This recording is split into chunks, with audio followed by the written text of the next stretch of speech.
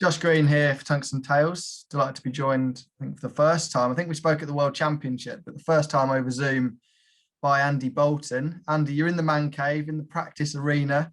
How are you? How are you, my friend? Yeah, I'm all good.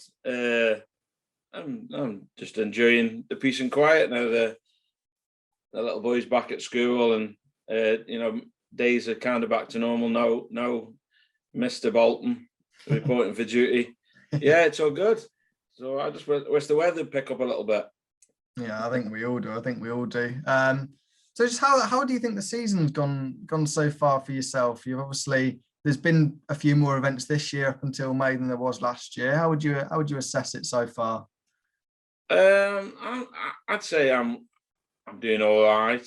The normal could do better sort of thing. I've had a couple of good runs. It's that's how darts is so weird sometimes. As some days you play really well and maybe get one or two victories out of it, and then I had a run to the semi-finals at in the Germany events, and I played well in one or two games, but I've played a lot better this season, but I had a bit of the rub of the green. So I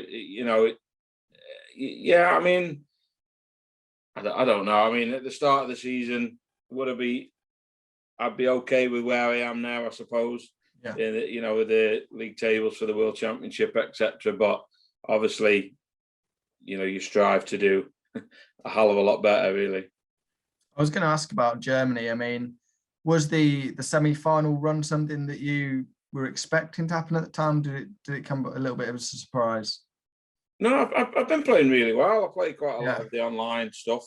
That really helps me practice. It gives me, competitive practice, whether, rather than just chucking at the board for 2 or 3 hours a day, and after an hour and a half, you kind of sometimes you get a bit fed up, sort of thing. But with the online thing, it enables you to just have that bit of competition, that that bit of nerve sometimes when you got a winning double.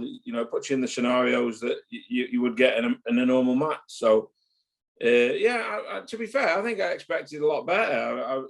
I'd have been happy with 4 semi-finals. Yeah. But yeah, I cashed on every day, and I could have done a lot better in the other days, really. It's like I was saying before, some days you play really well, and unfortunately so does somebody else. So I expected to do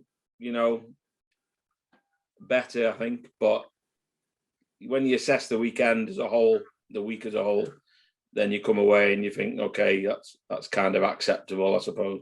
Yeah. And in terms of going over to Germany, there were quite a lot of players that decided not to go over there. Was it made a little bit easier, the decision for yourself, knowing that there is still chances of world match play, and with some of the bigger names not being there, you've got your chance to force your way into those conversations? Yeah, I think the thing is, I'm not in the position where I can choose whether I'm going or not. My hands are behind my back a little bit.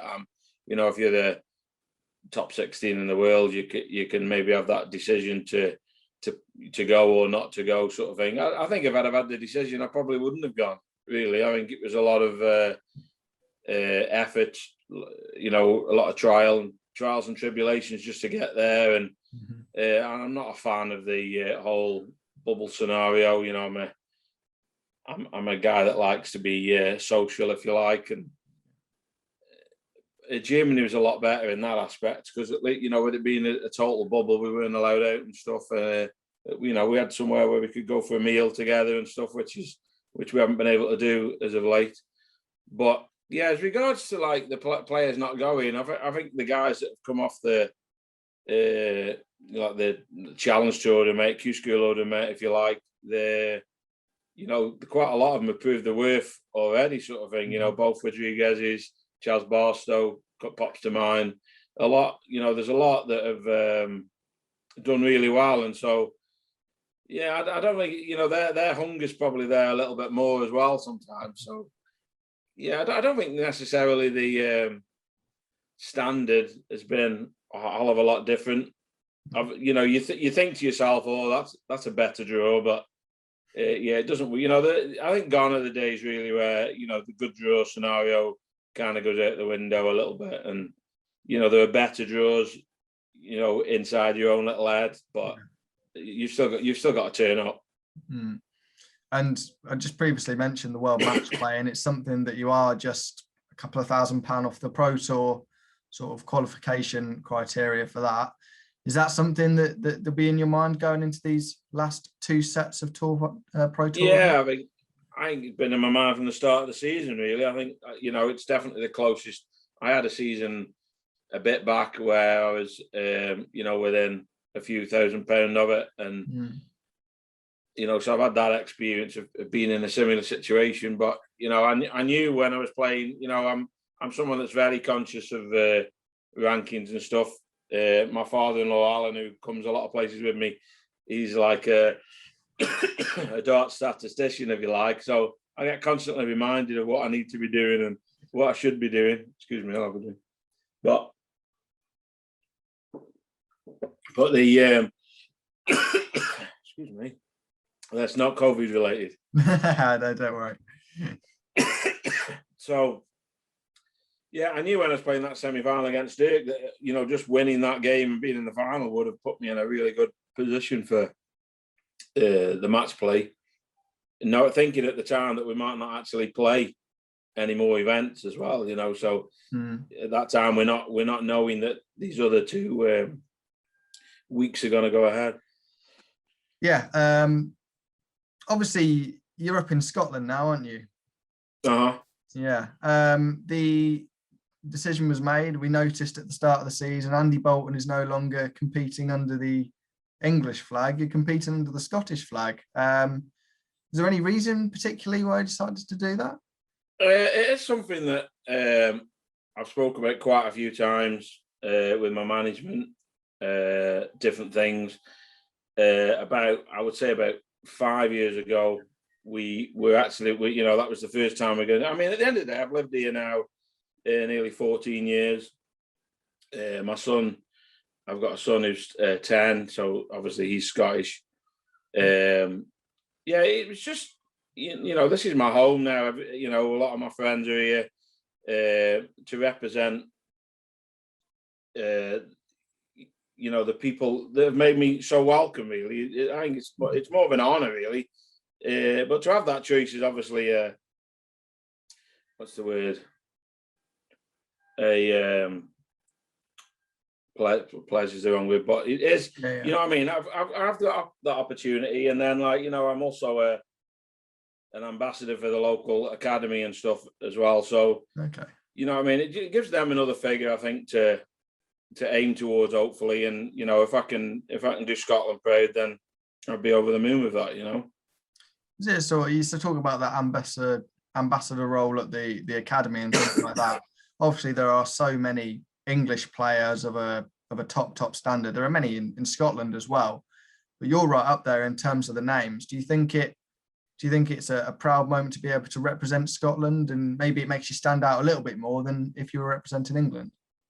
Yeah, well, yeah, totally. I think it just gives me a platform to aim towards, where, you know, I can and hopefully represent, you know, Scotland and you know, make people like proud that I want to be part of that sort of thing.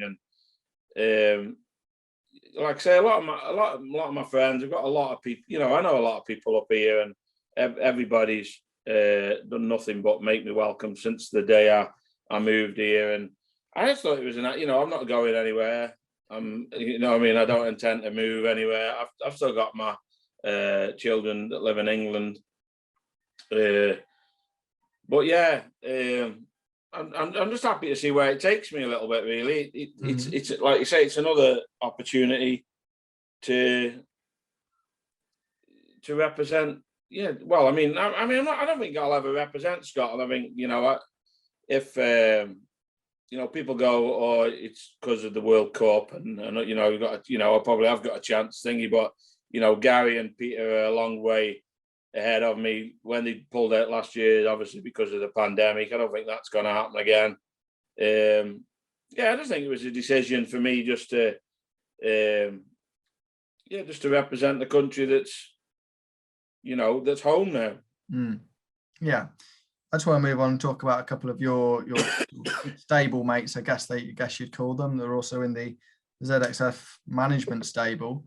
Spoke to Nathan Aspinall over the Premier League week, and he described you as his darting dad. What sort of relationship do you have with Nathan? Yeah, I think that's very cheeky, to be fair. I think I'd say they're more like brothers, really. He's only a little bit younger. And obviously, looks-wise, there's not a lot between us at all. Yeah. No, yeah, I mean, I've known Nathan. I think we played each other twice at something the very first year. We qualified for Q School and that, and we didn't know each other at all then. And we got signed up by the same management stable. I won't say they're not about anymore. They were absolutely useless. But the good thing that came of it was me and Nathan's friendship sort of thing. He's a great lad. I think it's as important for me that like he does as well as he does, as long as it's not at my expense. But yeah, I just love watching him like in the Premier League. He's a great. We've been all day together. He's just a great lad. He's just a great mate. Yeah, I've got nothing to say that wouldn't be like, more. We'll end up having a conversation that looked more of a relationship than it was when he interviewed with Johnny Clayton in the Premiership. Yeah. Yeah, they just denied undenying love for each other at the end of it. But no, he's just a great lad. I love to see him do well as well. But yeah, he's a really good mate. Yeah, top lad is Nathan. And just looking ahead to, the rest of the season, obviously there's so many big events to come. We talked about the match play, but plenty in the latter end as well, including obviously the World Championship. I'm sure goals will be to be at the World Championship and hopefully be at a few more of the majors as well. Yeah, I think, at the start of every season, if you're Ali Pali, you've had an okay sort of season. I'm not getting any younger, so but it is, if I'm going to push on it in the PDC, it's got to be sooner rather than later sort of thing. And, I've got a lot of opportunities now. I've put myself in a position where I can qualify for the match play, the Grand Prix as well. And so, yeah, it's time to kick on, I think. Exclusively. I've just signed a deal with Winmau Darts. So I'm tinkering about down here now with a few different flights, combinations and stuff. And everything seems to be going really well. So I've got, 6 or 7 weeks till the events come up to get that right. And I definitely feel like everything's going in the right direction. I'm looking forward to the season really. And hopefully we can get a few Euro tours. Gibraltar would be nice. I love Gibraltar. Yeah. We could just have 8 Euro tours in Gibraltar. That'd be fine by me. We'll have a word with Matt. We'll see what Matt says about that. Yeah. Well, thank you very much for your time, Andy. Really appreciate it. And we look forward to seeing you. Hopefully, we'll see you at the World Match Play. We'll definitely see you at the Pro Tours. Thank you very much, and we'll speak to you soon. Cheers, Josh.